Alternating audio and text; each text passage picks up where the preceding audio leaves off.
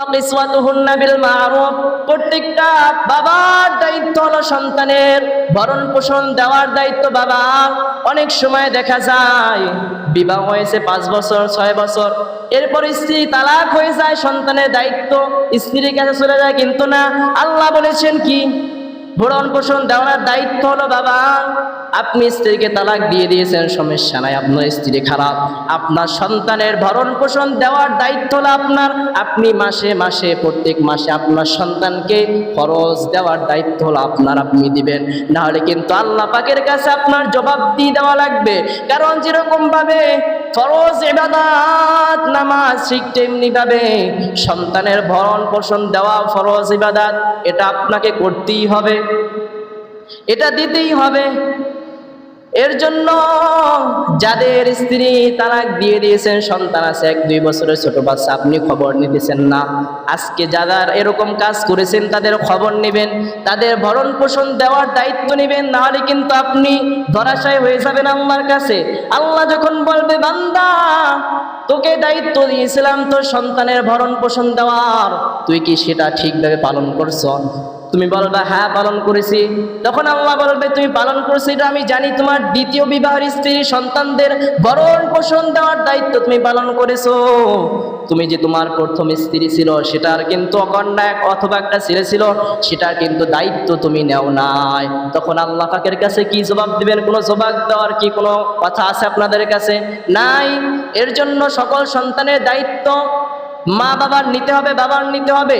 আপনি যদি আপনার সন্তানের ভরণ পোষণ ও হক আদায় করেন, তাহলে আপনি অপেক্ষায় থাকবেন, নিশ্চিত আপনার সন্তানও আপনার হক আদায় করবে। আপনি যদি সন্তানের হক আদায় না করেন, তাহলে কিন্তু আপনার হক কিন্তু আপনার সন্তান কখনো আদায় করবে না। বড় যখন হয়ে যাবে, যখন সে নিজের বুঝ ব্যবস্থায় চলতে পারবে, 19 অথবা 20 বছর হয়ে যাবে, যখন সাবালক ও সাবালিকা হবে, 16-17 বয়সের মেয়েরা যখন সাবালিকা হবে, তখন উপযুক্ত পাত্র দেখে আপনাদের বিবাহ বন্ধনে আবদ্ধ করতে হবে। কারণ রাসূলুল্লাহ বলেছেন, কোন সন্তান যখন, মেয়েরা 14 বছর, ছেলেরা যখন নিজের বুঝ ব্যবস্থায় চলতে পারবে, তখন যদি তারা কোনো প্রকার গুনার কাজ করে থাকে, বিবাহ না দেয়, তাদের মা বাবা যদি কোনো প্রকার গুনার কাজ করেন, তাহলে তার দায়িত্ব সম্পূর্ণ নির্ভর করবে তার পিতা মাতার। কারণ রাসূলুল্লাহর হাদিস বলে, প্রত্যেকটা সন্তানের যখন উপযুক্ত বিবাহের বয়স হবে, বিবাহে দেওয়ার দায়িত্ব হলো প্রত্যেকটা মা বাবার। কিন্তু আমাদের সমাজ এটা করি না। অনেক সময় সন্তানের উপযুক্ত বয়স হয়ে যায় 20 বছর, 25 বছর, 30 বছরের অতিক্রম হয়ে যায়, কিন্তু আমরা বলি যখন আমার সন্তান নিজের পায়ে দাঁড়াবে, নিজে ইনকাম করবে, তখন তাকে বিবাহ বন্ধনে আবদ্ধ করব। এর জন্য অনেক সময় দেখা যায় যুবক ভাইরা খারাপ দিকে লিপ্ত হয়ে যায়, খারাপ কাজ করে। এর জন্য সমাজ থেকে যদি প্রিজিং, ধর্ষণ, খারাপ কাজ যদি বিলুপ্ত করতে চান, উপযুক্ত বয়সে প্রত্যেকটা ছেলে মেয়েকে বিবাহ দিয়ে দেন, তাহলে সমাজ থেকে, দেশ থেকে ইফটিজিং মামলা শেষ হয়ে যাবে, ধর্ষণের কেস শেষ হয়ে যাবে। কিন্তু আমাদের সন্তানের উপযুক্ত বয়স হলে বিবাহ দিই না। এর জন্য সন্তান উত্তেজিত হয়ে গিয়ে খারাপ কাজ করে, মেয়েদেরকে ইফটিজিং করে, ধর্ষণ করে। এর জন্য দায়ভার কিন্তু প্রত্যেকটা মা বাবা, প্রত্যেকটা বাবার দায়িত্ব, তাদের দায়িত্ব পালন করতেই হবে। অনেক সময় দেখা যায় যুবকের বয়স হয়ে গেছে 30 বছর, এখন ইনকাম করে না, মা বাবাও বিবাহ করায় দেয় না, যুবকে ইনকামের কাজও নেয় না। কারণ যুবক ভাবতেছে, এখন আমি কেন চাকরি বাদা করবো, ইনকাম করব, কারণ আমার কোনো দায়িত্ব নাই, আমার কোনো স্ত্রী নাই, তার জন্য আমি কোনো চাকরি বাদা করব না, সিঙ্গেল লাইফ, একা একা চলবো, যেরকম মন চায় সেরকম চলবো, কোনো কামাই বাদা করব না। এদের বাবাদেরকে বলে দেয়, আপনার সন্তানকে যদি আপনার উপযুক্ত বয়সে বিবাহ বন্ধনে আবদ্ধ করে দেন, বিয়ে দিয়ে দেন, তাহলে কি হবে? ওই সন্তান সামাজিক হবে, সাংসারিক হবে, তখন তার মাথায় একটা চিন্তা চলে আসবে, এতদিন আমি নিজের মতো চলেছি, একা একা চলেছি, এখন আমার একটা স্ত্রী আছে, ওই স্ত্রীর ভরণ পোষণ দেওয়ার দায়িত্ব কিন্তু আমার, এখন আমার ইচ্ছা মতো চললে হবে না, এখন একটা কাজ করতে হবে, অথবা চাকরি, ব্যবসা বাণিজ্য নিতে হবে। কথা বলেন। এরকম চিন্তা ভাবনা করবে, কিন্তু আপনি সন্তানের উপযুক্ত বয়স হয়ে যায়, বিবাহ দেন না, তাদের কাজের প্রতি আগ্রহ হয় না, চাকরি বাদা করতে মন চায় না। তখন তারা চিন্তা করে এখন আমি চাকরি বাদা করে এত টাকা কি করবো, আমার তো কোনো দায়িত্ব নাই। এর জন্য যাদের সন্তান উপযুক্ত বয়স হয়েছে বিবাহ দিয়ে দেন, দেখবেন সন্তানটা খারাপ কাজ ছেড়ে দিবে, জুয়া মদ গাঁজায় সব ফেন্সিডিল খাওয়া বাদ দিয়ে দিবে, কাজের দিকে মন দিবে, ব্যবসা বাণিজ্য করবে, চাকরির দিকে মন দিবে। তখন তার মাথায় চিন্তা চলে আসবে এখন আর সব খারাপ কাজ করা যাবে না, মদ বিড়ি সিগারেট গাঁজা খাওয়া যাবে না, অতিরিক্ত টাকা উপার্জন করে আমি অন্যায়ভাবে খারাপ কাজে ব্যয় করতে পারবো না, কারণ এখন আমার একটা দায়িত্ব আছে, আমার একটা স্ত্রী আছে, এখন সেই স্ত্রীর ভরণ পোষণ দেওয়ার দায়িত্ব আমার। যখনই আমার, তাহলে সব খারাপ কাজ আর করতে পারবো না, আর জুয়া খেলতে পারবো না, অপচয় করতে পারবো না, টাকা অপচয়ভাবে খরচ করতে পারবো না। এরকম চিন্তা ভাবনা প্রত্যেকটা যুবকের মাথায় তখন চলে আসবে। আরো এক সময় দেখা যায় পছন্দ মতো মা বাবা বিয়ে দেয় না। রাসূলুল্লাহ সাল্লাল্লাহু আলাইহি ওয়াসাল্লামের হাদিস শুনে যান, অনেক সময় মেয়েদেরকে জোর করে টাকাওয়ালা ছেলেদেরকে আছে বিয়ে দেয়, আছে না নাই?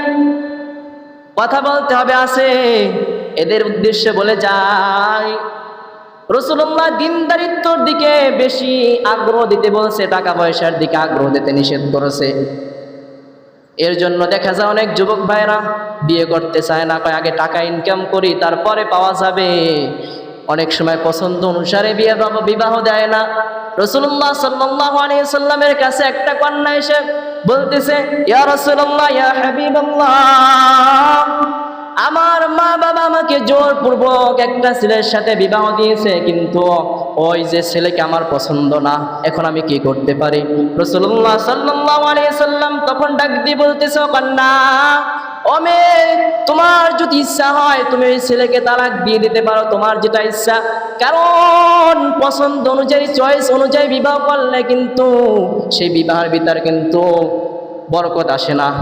যেরকম ভাবে এক হাতে তালি বাজে না, বিনা বাতাসে গাছ লড়ে না, স্বামী আর স্ত্রী এক মনের না হলে ওই সংসারের ভিতর কিন্তু ফুলের বাগান সৃষ্টি হয় না। এর জন্য পছন্দ অনুসারে বিয়ে করতে হবে। আপনার যাকে ফিল করবেন তাকেই বিবাহ করবেন, রাসূলের হাদিস, এটা সুন্নাত। আপনার যাকে ভালো লাগবে, রাসূল বলেছেন, আপনার মা বাবা আপনার জন্য একটা কন্যা সন্তান দেখে এসেছে, একটা কন্যা দেখে চয়েস করেছে, আপনি দেখলেন না, হবে না। আপনার মা চয়েস করবে, আপনি বলতেছেন আমার মা বাবার চয়েস, আমার চয়েস না, আগে তুমি দেখে নাও, কারণ সংসার তোমার মা বাবা করবে না, সংসার করবে কে? তুমি নিজে করবা। এর জন্য তোমার চয়েস আগে দেখতে হবে, তোমার যাকে ভালো লাগবে ওই মেয়েকে আগে তুমি দেখে নেবা, এটা তোমার দায়িত্ব, এটা তোমার অধিকার। সর্বপ্রথম মেয়ের সাথে তুমি ফ্রি হয়ে তার সাথে কথা বলবা, তার সাথে ফ্রি হয়ে সব বিষয় শেয়ার করবা। যদি তোমার মনের সাথে মিলে যায় তখন তাকে তুমি বিবাহ করবা। কিন্তু দেখে যায় মা বাবা একজনকে দেখে এসেছে, হঠাৎ বিবাহ হয়ে গেছে, 2-1 বছর পর হঠাৎ ওই মেয়ে আর একজনের সাথে হিজরত করে পালিয়ে গেছে, আছে না নাই? এর জন্য যাকে পছন্দ করবেন, ফিল করবেন, যাকে ভালো লাগবে, উভয় পক্ষের ভালো লাগতে হবে, একজনের ভালো লাগা লাগি কিন্তু হবে না, তাহলে কিন্তু সংসারের ভিতর শান্তি হবে না, ফুলের বাগান সৃষ্টি হবে না। ওই সংসারের ভিতর সব সময় গ্যাঞ্জাম ঝগড়াঝাটি লেগেই থাকবে, ওই সংসারের ভিতর সবসময় ঝগড়াঝাটি লেগেই থাকবে। এর জন্য উভয় পক্ষের দুজনের পছন্দ হতে হবে। ছেলের মেয়ের পছন্দ হয়েছে, মেয়ের ছেলে পছন্দ হয় না, এটা হবে না বিবাহ। উভয় পক্ষই যখন রাজি থাকবে তখন তাদেরকে বিবাহ বন্ধনে আবদ্ধ করবেন।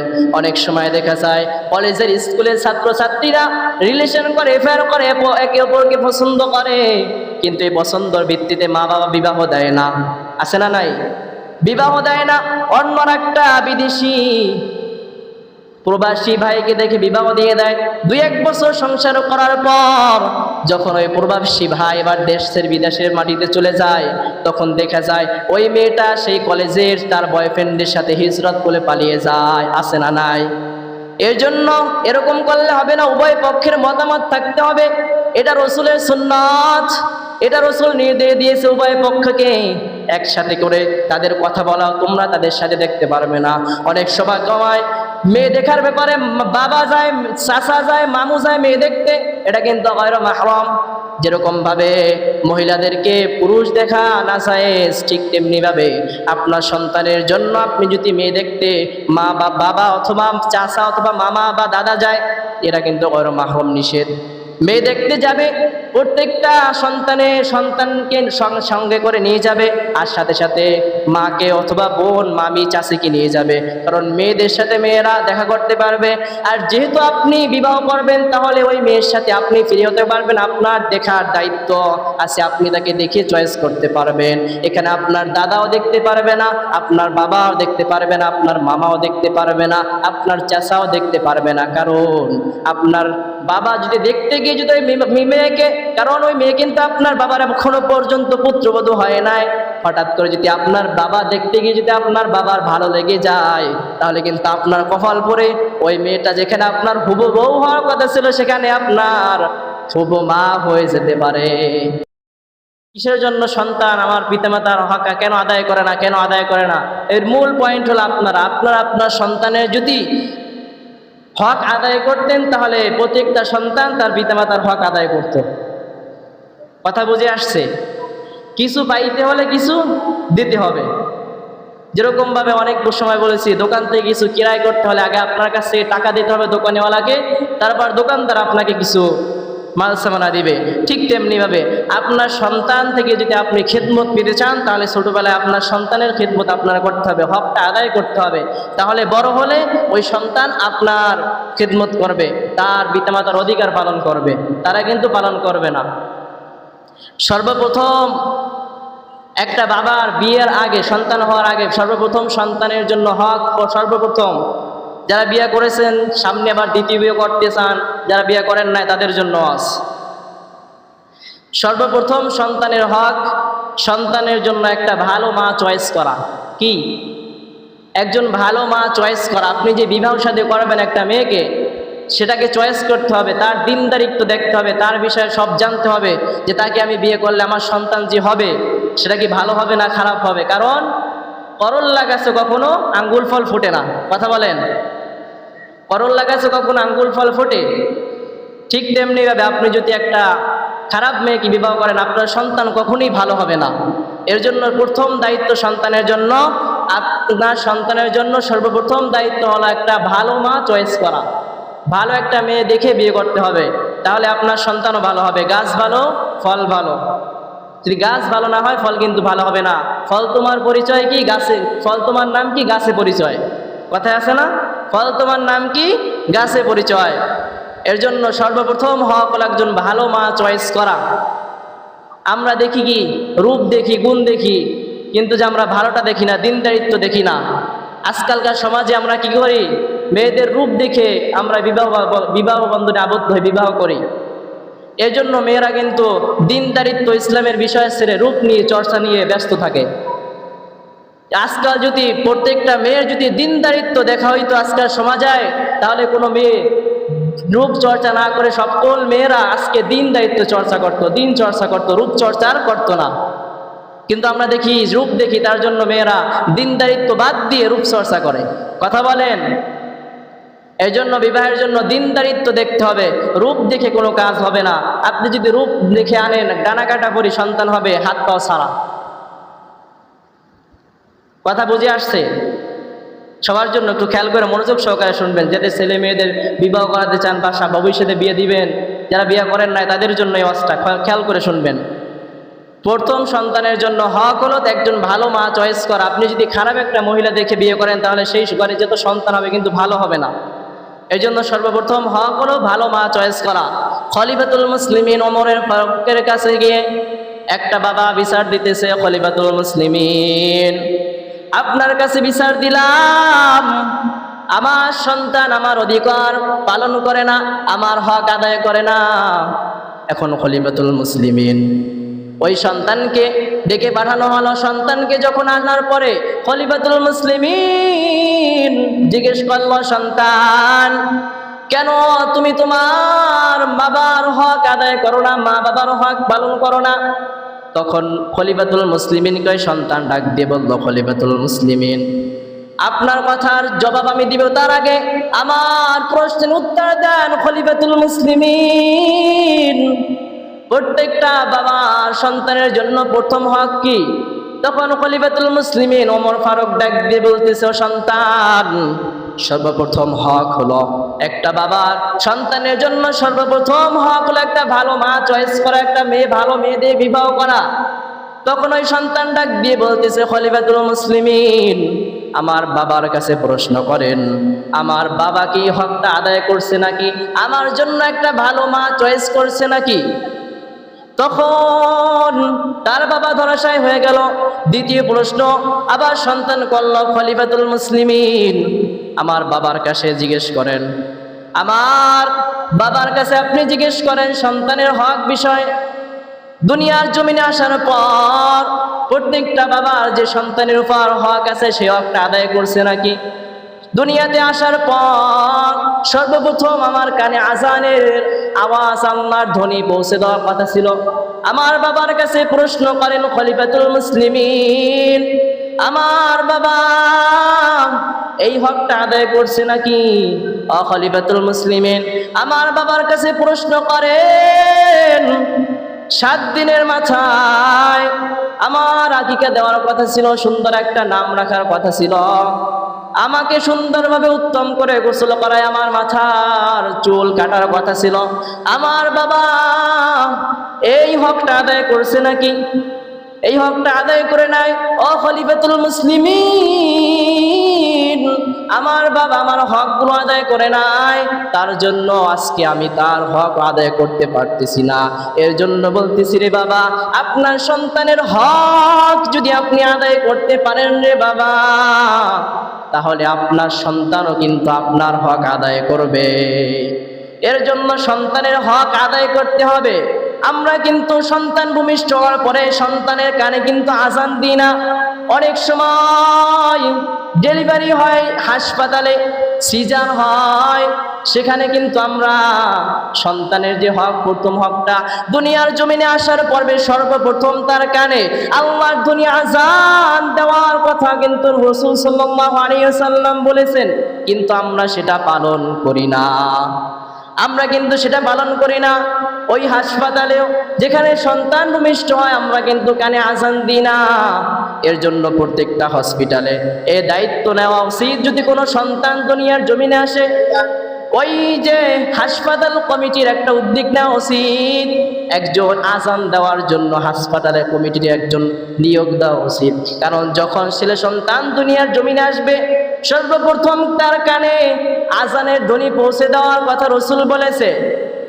ইবনে আব্বাস রাদিয়াল্লাহু তাআলা আনহু থেকে বর্ণিত, তিনি বলেন, রাসূল সাল্লাল্লাহু আলাইহি ওয়াসাল্লামকে আমি দেখেছি যখন হাসান রাদিয়াল্লাহু তাআলা আনহু জন্মগ্রহণ করেন। যখন হাসান দুনিয়ার জমিনে ভূমিষ্ঠ হয় তখন আমি দেখেছি রাসূল সাল্লাল্লাহু আলাইহি ওয়াসাল্লামকে হাসানের কানে নামাজের আজানের ন্যায় তার কানে আজানের শব্দ ধ্বনি পৌঁছে দিতে, ডান কানে আজান, বাম কানে ইকামত এবং কলেমায়ে শাহাদাত, কলেমায়ে তাইয়্যিবা এগুলো পৌঁছে দিতে আমি দেখেছি। কিন্তু আজকে দেখা যায় আমরা কিন্তু এই কাজটা করি না। তার জন্য কিন্তু আমাদের সন্তান কিন্তু আমাদের কথা শুনে না। আমাদের উচিত প্রত্যেকটা সন্তান যখন দুনিয়ার জমিনে আসবে প্রস্তুত থাকবেন। যদি ছেলে সন্তান দুনিয়ার জমিনে আসে সর্বপ্রথম তার কানে ইমানের আওয়াজ, আজানের ধ্বনি, আল্লাহ শব্দের ধ্বনি তার কানে পৌঁছে দেওয়া।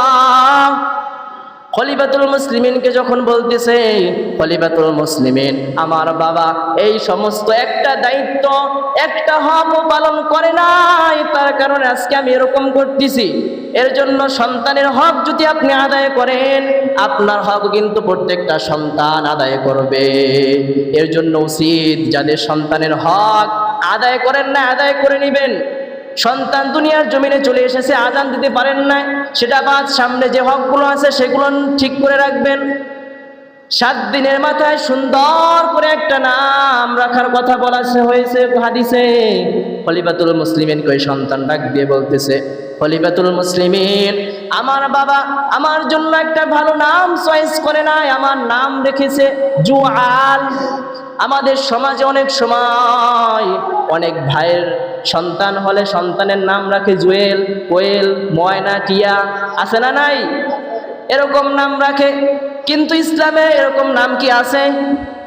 রাসূলুল্লাহ সাল্লাল্লাহু আলাইহি ওয়াসাল্লামের কাছে যখন কোনো সন্তান জন্মগ্রহণ করতে তার কাছে নিয়ে আসতো, রাসূলুল্লাহ সাল্লাল্লাহু আলাইহি ওয়াসাল্লাম পূর্ববর্তী নবীগণের নামের ধারাবাহিক একটা নাম রেখে দিতেন। ইব্রাহিম একটা নাম রেখে দিতেন, কিন্তু আমাদের সমাজে এরকম নাম রাখি না। আমরা অনেক আধুনিক মডেলিং নাম রাখি, টুকু, টুকটুকি, এরকম নাম রাখি। এই নামের বিষয়ে একটা কথা বলে যাই, কিয়ামতের ময়দানে যখন বান্দার কোনো আমল নামা থাকবে না, শুধু গুনাহ গুনাহ গুনাহ, আল্লাহ পাক দেখবে বান্দাকে কোন উসিলায় মাফ করা যায়, তখন দেখবে বান্দার নাম কি।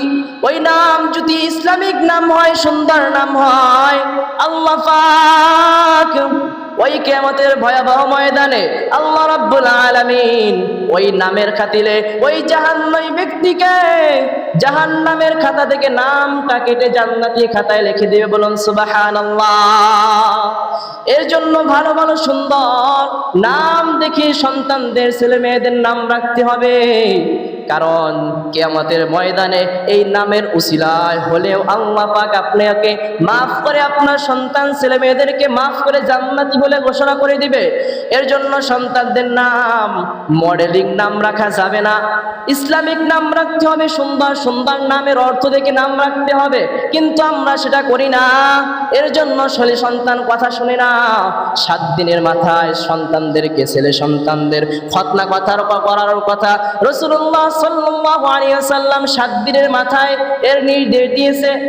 আজকে স্বাস্থ্য বিজ্ঞান সেটা বলতেছে 7 দিনের মাথায় খতনা করার জন্য, মুসলমানি দেওয়ার জন্য। আমরা কিন্তু সেটা দিই না। 5 বছর, 6 বছর, 4-3 বছর হয়ে যায়, খতনা করি না। এটা কিন্তু করা যাবে না। রাসূলুল্লাহ যেটা নির্দেশ দিয়েছে সেটাই করতে হবে, কারণ আমরা রাসূলের উম্মত। রাসূলের উম্মত বলে কথা, তাহলে রাসূলের কথা অনুযায়ী চলতে হবে, তার আদর্শকেই মানতে হবে। যেরকম ভাবে হাসান হুসাইনকে 7 দিনের মাথায় খতনা করানো হয়েছিল, মাথা মুন্ডিয়ে চুল পরিমাণ সমান ওজনের রত্ন আল্লাহর রাস্তায় দান করে দেওয়া হয়েছিল। আমরা কিন্তু এই কাজটা করি না। আপনার সন্তানের মাথা মুন্ডিয়ে ওই চুলের ওজন পরিমাণ রত্ন আল্লাহর রাস্তায় দান করার কথা হাদিসে বর্ণনা আছে, আমরা কিন্তু এই কাজটা করি না। আকিকাকে অর্ডার দেওয়ার কথা রাসূলুল্লাহ বলেছেন, এই আকিকা 7 দিনের মাথায় দিতে পারেন। এই 7 দিনের মাথায় দেওয়ার নির্দেশ রাসূল দিয়েছে, আমরা কিন্তু সেটা পালন করি না। আমরা 5 বছর, 6 বছর, 10 বছর, 20 বছর, 30 বছর হয়ে যায়, সন্তানের আকিকা এখনো বাদ থাকে, আছে না নাই? এর জন্য 7 দিনের মাথায় দেওয়ার চেষ্টা করবেন। অনেক আলেমগণ, ফকিহগণ 7 দিনের মাথায় যদি না দিতে পারেন, পরে দিলে সমস্যা নাই, কিন্তু আমরা রাসূলের উম্মত, রাসূল যেটা বলেছে সেটাই করা আমাদের জন্য উত্তম কাজ। রাসূল বলেছে 7 দিনের মাথায় দেওয়ার কথা আকিকা। ছেলেদের জন্য রাসূলুল্লাহ সাল্লাল্লাহু আলাইহি ওয়াসাল্লাম ইবনে আব্বাস রাদিয়াল্লাহু তাআলা আনহু থেকে মনে হয় বর্ণিত, হাসান হাসানের জন্য রাসূলুল্লাহ সাল্লাল্লাহু আলাইহি ওয়াসাল্লাম 2টি বকরি অথবা 2টি ভেড়া আকিকা দিয়েছিল, ছেলেদের জন্য 2টি। এর জন্য চেষ্টা করবেন সন্তানদের হক আদায় করবেন। যে হকগুলোর কথা বলেছি, সর্বপ্রথম একটা দিনদারিত্ব মেয়ে চয়েস করতে হবে আপনার সন্তানের জন্য, একটা ভালো মা চয়েস করতে হবে। দ্বিতীয়, যখন আপনার সন্তান দুনিয়ার জমিনে আসবে, কানে আজানের ধ্বনি পৌঁছে দিবেন। 7 দিনের মাথায় সুন্দর নাম রাখবেন, মাথা মুন্ডানো করবেন, আকিকা দিবেন, এগুলো পালন করবেন। সন্তানের হক যদি আপনি ঠিকমতো আদায় করতে পারেন রে বাবা, তাহলে আপনার সন্তান কিন্তু আপনার হকটা ঠিকভাবে আদায় করবে। আজকালকার জমানায় আমরা সন্তানের হক ঠিকভাবে আদায় করি না, তার জন্য সন্তান আমাদের হক আদায় করে না। এর জন্য সন্তানের হকটা ঠিকভাবে আদায় করবেন, না হলে কিন্তু আল্লাহ রাব্বুল আলামিনের কাছে প্রত্যেকটা বাবা ধরাশায়ী হয়ে যাবে। যেরকম ভাবে নামাজ পড়া ফরজ, রোজা রাখা ফরজ, ঠিক তেমনি ভাবে সন্তানের হক আদায় করাও ফরজ। আল্লাহ রাব্বুল আলামিন কোরআনে বলেছেন, ওয়াল ওয়ালিদাতু ইউদি'না আওলাদাহুন্না হাওলাইনি কামিলাইনি লিমান আরাদা আন ইউতিম্মার রাদাআহ وعلى المولود له رزقهن وقسوتهن بالمعروف। প্রত্যেকটা মা যদি وعلى المولود له رزقهن وقسوتهن بالمعروف, প্রত্যেকটা বাবার দায়িত্ব সন্তানের জন্য রিজকুহুন্না কিসওয়াতুহুন্না, সন্তানের রিজিক ইনকাম করা, তার ভরণ পোষণ দেওয়া প্রত্যেকটা বাবার হলো ফরজে আইন দায়িত্ব। এটা আল্লাহ পাক কোরআনে বলে দেয়, রিজকুহুন্না কিসওয়াতুহুন্না বিল মারুফ, সন্তানের জন্য ভরণ পোষণ দেওয়া প্রত্যেকটা বাবার দায়িত্ব। এখানে কিন্তু মায়ের দায়িত্বের কথা বলে নাই। আপনার সন্তান দুনিয়ার জমিনে আসছে, এখন আপনার সন্তান কোনো খাবার খাইতে পারে না, দুধ খাওয়ানো লাগবে, এ দায়িত্ব কার? আপনার নাকি আপনার স্ত্রীর? জবাব দেন, দায়িত্ব কার? স্ত্রীর না, দায়িত্ব হলো বাবার। কার দায়িত্ব? বাবার, স্ত্রীর দায়িত্ব না। কারণ ভরণ পোষণ দেওয়ার দায়িত্ব আল্লাহ পাক কাকে দিয়েছে? প্রত্যেকটা বাবাকে দিয়েছে। এখানে কিন্তু মায়ের দায়িত্ব না দুধ খাওয়ানো। আমাদের জিনিসপত্র নাই, তার জন্য আমরা পারি না। মায়েদের যে আছে তাদের জন্য তাদের দায়িত্ব আছে।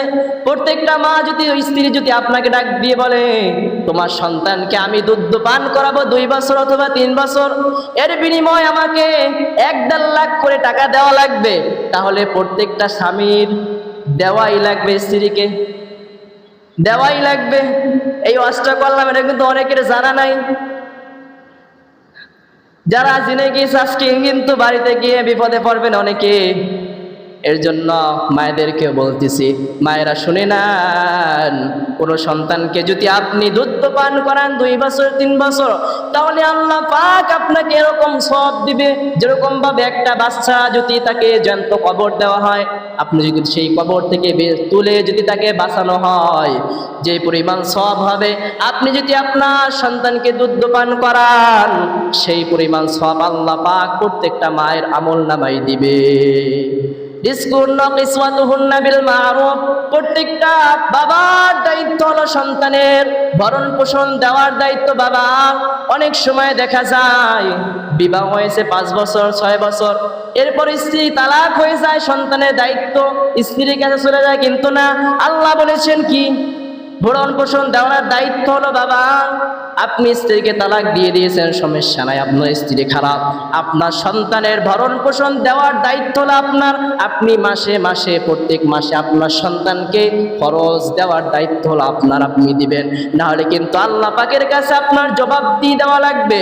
কারণ যেরকম ভাবে ফরজ ইবাদত নামাজ, ঠিক তেমনি ভাবে সন্তানের ভরণ পোষণ দেওয়া ফরজ ইবাদত, এটা আপনাকে করতেই হবে, এটা দিতেই হবে। এর জন্য যাদের স্ত্রী তালাক দিয়ে দিয়েছেন, সন্তান আছে 1-2 বছরের ছোট বাচ্চা, আপনি খবর নিতেছেন না, আজকে যারা এরকম কাজ করেছেন তাদের খবর নেবেন, তাদের ভরণ পোষণ দেওয়ার দায়িত্ব নেবেন। না হলে কিন্তু আপনি ধরাশায়ী হয়ে যাবেন আল্লাহর কাছে। আল্লাহ যখন বলবে, বান্দা তোকে দায়িত্ব দিয়েছিলাম তোর সন্তানের ভরণ পোষণ দেওয়ার, তুই কি সেটা ঠিকভাবে পালন করছো? তুমি বলবা হ্যাঁ পালন করেছি।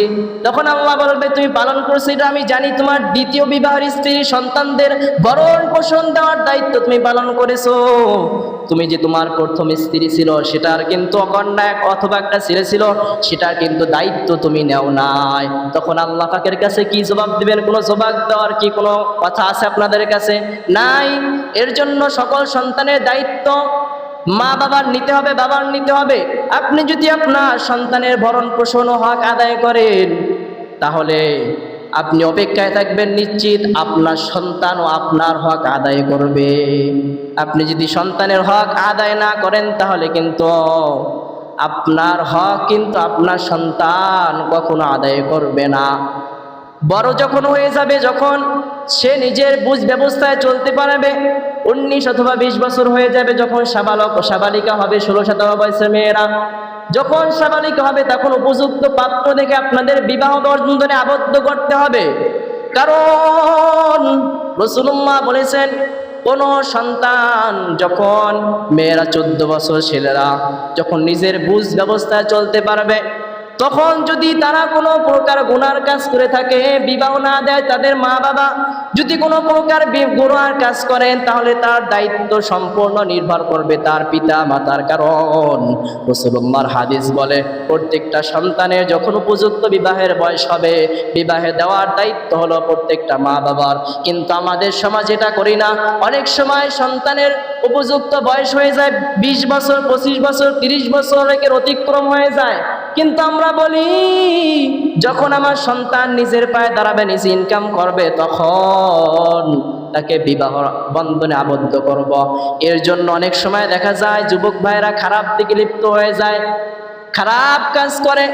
এর জন্য সমাজ থেকে যদি প্রিজিং, ধর্ষণ, খারাপ কাজ যদি বিলুপ্ত করতে চান, উপযুক্ত বয়সে প্রত্যেকটা ছেলে মেয়েকে বিবাহ দিয়ে দেন, তাহলে সমাজ থেকে, দেশ থেকে ইফটিজিং মামলা শেষ হয়ে যাবে, ধর্ষণের কেস শেষ হয়ে যাবে। কিন্তু আমাদের সন্তানের উপযুক্ত বয়স হলে বিবাহ দিই না। এর জন্য সন্তান উত্তেজিত হয়ে গিয়ে খারাপ কাজ করে, মেয়েদেরকে ইফটিজিং করে, ধর্ষণ করে। এর জন্য দায়ভার কিন্তু প্রত্যেকটা মা বাবা, প্রত্যেকটা বাবার দায়িত্ব, তাদের দায়িত্ব পালন করতেই হবে। অনেক সময় দেখা যায় যুবকের বয়স হয়ে গেছে 30 বছর, এখন ইনকাম করে না, মা বাবাও বিবাহ করায় দেয় না, যুবকে ইনকামের কাজও নেয় না। কারণ যুবক ভাবতেছে এখন আমি কেন চাকরি বাদা করবো, ইনকাম করব, কারণ আমার কোনো দায়িত্ব নাই, আমার কোনো স্ত্রী নাই, তার জন্য আমি কোনো চাকরি বাদা করব না, সিঙ্গেল লাইফ, একা একা চলবো, যেরকম মন চায় সেরকম চলবো, কোনো কামাই বাদা করব না। এদের বাবাদেরকে বলে দেয় আপনার সন্তানকে যদি আপনার উপযুক্ত বয়সে বিবাহ বন্ধনে আবদ্ধ করে দেন, বিয়ে দিয়ে দেন, তাহলে কি হবে? ওই সন্তান সামাজিক হবে, সাংসারিক হবে, তখন তার মাথায় একটা চিন্তা চলে আসবে, এতদিন আমি নিজের মতো চলেছি, একা একা চলেছি, এখন আমার একটা স্ত্রী আছে, ওই স্ত্রীর ভরণ পোষণ দেওয়ার দায়িত্ব কিন্তু আমার, এখন আমার ইচ্ছা মতো চললে হবে না, এখন একটা কাজ করতে হবে, অথবা চাকরি ব্যবসা বাণিজ্য নিতে হবে। কথা বলেন, এরকম চিন্তা ভাবনা করবে। কিন্তু আপনি সন্তানের উপযুক্ত বয়স হয়ে যায়, বিবাহ দেন না, তাদের কাজের প্রতি আগ্রহ হয় না, চাকরি বাদা করতে মন চায় না, তখন তারা চিন্তা করে এখন আমি চাকরি বাদা করে টাকা, এত টাকা কি করবো, আমার তো কোনো দায়িত্ব নাই। এর জন্য যাদের সন্তান উপযুক্ত বয়স হয়েছে বিবাহ দিয়ে দেন, দেখবেন সন্তানটা খারাপ কাজ ছেড়ে দিবে, জুয়া, মদ, গাঁজায় সব ফেন্সিডিল খাওয়া বাদ দিয়ে দিবে, কাজের দিকে মন দিবে, ব্যবসা বাণিজ্য করবে, চাকরির দিকে মন দিবে। তখন তার মাথায় চিন্তা চলে আসবে এখন আর সব খারাপ কাজ করা যাবে না, মদ, বিড়ি, সিগারেট, গাঁজা খাওয়া যাবে না, অতিরিক্ত টাকা উপার্জন করে আমি অন্যায়ভাবে খারাপ কাজে ব্যয় করতে পারবো না, কারণ এখন আমার একটা দায়িত্ব আছে, আমার একটা স্ত্রী আছে, এখন সেই স্ত্রীর ভরণ পোষণ দেওয়ার দায়িত্ব আমার। যখনই আমার, তাহলে সব খারাপ কাজ আর করতে পারবো না, আর জুয়া খেলতে পারবো না, অপচয় করতে পারবো না, টাকা অপচয়ভাবে খরচ করতে পারবো না। এরকম চিন্তা ভাবনা প্রত্যেকটা যুবকের মাথায় তখন চলে আসবে। আরো এক সময় দেখা যায় পছন্দ মতো মা বাবা বিয়ে দেয় না। রাসূলুল্লাহ সাল্লাল্লাহু আলাইহি ওয়াসাল্লামের হাদিস শুনে যান, অনেক সময় মেয়েদেরকে জোর করে টাকাওয়ালা ছেলেদেরকে আছে বিয়ে দেয়, আছে না নাই? কথা বলতে হবে, আছে। এদের উদ্দেশ্যে বলে যায় রাসূলুল্লাহ দিনদারিত্বর দিকে বেশি আগ্রহ দিতে বলছে, টাকা পয়সার দিকে আগ্রহ দিতে নিষেধ করেছে। এর জন্য দেখা যায় অনেক যুবক ভাইরা বিয়ে করতে চায় না, কয় আগে টাকা ইনকাম করি তারপরে পাওয়া যাবে। অনেক সময় পছন্দ অনুসারে বিবাহ দেয় না।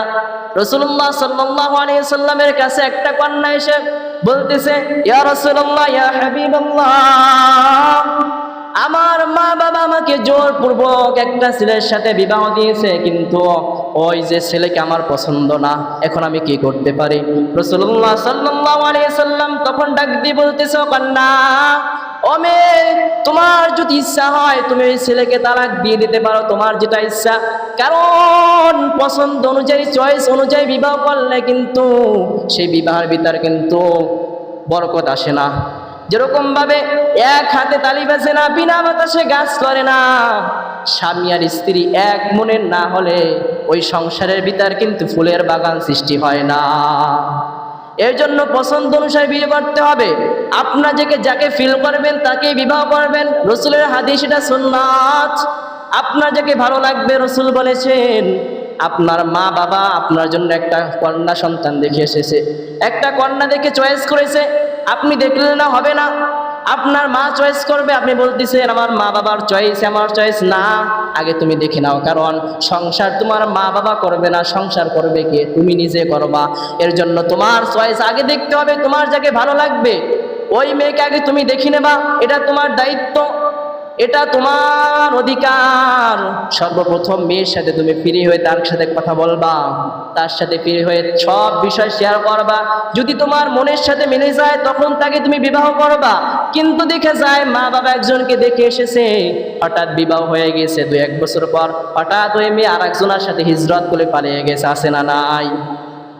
এর জন্য যাকে পছন্দ করবেন, ফিল করবেন, যাকে ভালো লাগবে উভয় পক্ষর ভালো লাগতে হবে, একজনের ভালো লাগা লাগি কিন্তু হবে না, তাহলে কিন্তু সংসারের ভিতর শান্তি হবে না, ফুলের বাগান সৃষ্টি হবে না, ওই সংসারের ভিতর সব সময় গ্যাঞ্জাম ঝগড়াঝাটি লেগেই থাকবে, ওই সংসারের ভিতর সবসময় ঝগড়াঝাটি লেগেই থাকবে। এর জন্য উভয় পক্ষর দুজনের পছন্দ হতে হবে। ছেলের মেয়ের পছন্দ হয়েছে, মেয়ের ছেলে পছন্দ হয় নাই, এটা হবে না বিবাহ। উভয় পক্ষই যখন রাজি থাকবে তখন তাদেরকে বিবাহ বন্ধনে আবদ্ধ করবেন। অনেক সময় দেখা যায় কলেজের স্কুলের ছাত্রছাত্রীরা রিলেশন করে, অ্যাফেয়ার করে, একে অপরকে পছন্দ করে, কিন্তু এই পছন্দর ভিত্তিতে মা বাবা বিবাহ দেয় না, আছে না নাই? বিবাহ দেয় না, অন্য একটা বিদেশি প্রবাসী ভাইকে দেখে বিবাহ দিয়ে দেয়। 2-1 বছর সংসার করার পর যখন ওই প্রবাসী ভাই এবার দেশের বিদেশের মাটিতে চলে যায়, তখন দেখা যায় ওই মেয়েটা সেই কলেজের তার বয়ফ্রেন্ডের সাথে হিজরত করে পালিয়ে যায়, আছে না নাই? এর জন্য এরকম করলে হবে না, উভয় পক্ষের মতামত থাকতে হবে, এটা রসুলের সুন্নাত, এটা রসুল নির্দেশ দিয়েছে উভয় পক্ষকে একসাথে করে তাদের কথা বলা, তোমরা তাদের সাথে দেখতে পারবে না। অনেক সময় কমায় মেয়ে দেখার ব্যাপারে বাবা যায়, চাচা যায়, মামু যায় মেয়ে দেখতে, এটা কিন্তু গায়র মাহরাম। যেরকম ভাবে মহিলাদেরকে পুরুষ দেখা না চায়, ঠিক তেমনি ভাবে আপনার সন্তানের জন্য আপনি যদি মেয়ে দেখতে মা বা বাবা অথবা চাচা অথবা মামা বা দাদা যায়, এটা কিন্তু গায়র মাহরাম, নিষেধ। মেয়ে দেখতে যাবে প্রত্যেকটা সন্তানকে সঙ্গে করে নিয়ে যাবে, আর সাথে সাথে মাকে অথবা বোন মামি চাচিকে নিয়ে যাবে, কারণ মেয়েদের সাথে মেয়েরা দেখা করতে পারবে। আর যেহেতু আপনি বিবাহ করবেন তাহলে ওই মেয়ের সাথে আপনি ফ্রি হতে পারবেন, আপনার দেখার দায়িত্ব আছে, আপনি তাকে দেখে চয়েস করতে পারবেন। এখানে আপনার দাদাও দেখতে পারবে না, আপনার বাবাও দেখতে পারবে না, আপনার মামাও দেখতে পারবে না, আপনার চাচাও দেখতে পারবে না, কারণ আপনার বাবা যদি দেখতে গিয়ে যদি ওই মেয়েকে, কারণ ওই মেয়ে কিন্তু আপনার বাবার এখনো পর্যন্ত পুত্রবধূ হয় নাই, হঠাৎ করে যদি আপনার বাবা দেখতে গিয়ে যদি আপনার বাবার ভালো লেগে যায়, তাহলে কিন্তু আপনার কপাল পরে ওই মেয়েটা যেখানে আপনার হুবহু বউ হওয়ার কথা ছিল সেখানে আপনার হুবহু মা হয়ে যেতে পারে।